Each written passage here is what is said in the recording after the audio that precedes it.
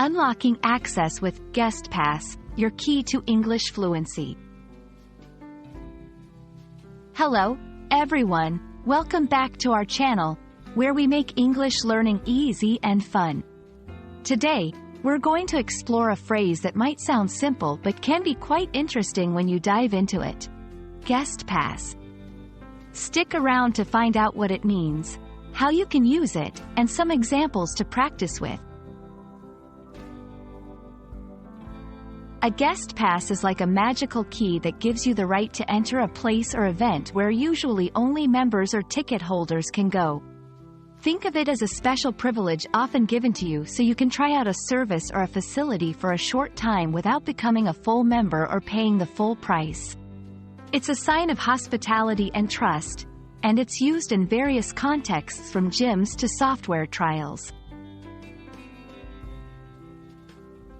In this section, let's break down the term guest.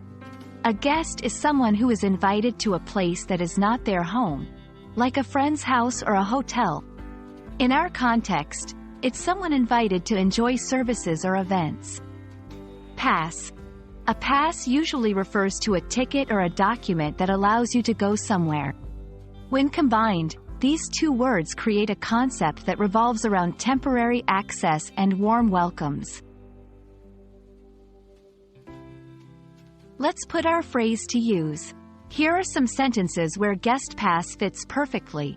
I got a guest pass to try out the new yoga studio downtown. Our library issues a guest pass to visitors who want to use the internet. Do you need a guest pass to join me at the club tonight? Practice saying these sentences, and notice how the phrase naturally blends into each. While guest pass is a simple term, there's a bit of etiquette involved in using one. If you're given a guest pass, remember, it's usually for a limited time. It's a gesture of goodwill, so always thank the person or organization that provided it. It might come with certain conditions, so make sure you understand them. In different contexts, a guest pass can be referred to in other ways, such as a trial pass, visitor's ticket, or a day pass. Each of these carries the same basic idea but is tailored to specific situations. It's handy to know these variations when you encounter them. That's about all for the term guest pass. Remember, learning a language is like holding a guest pass to a new world of experiences and opportunities.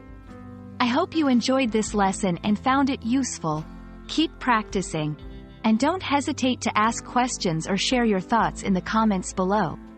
Happy learning, and see you in our next video.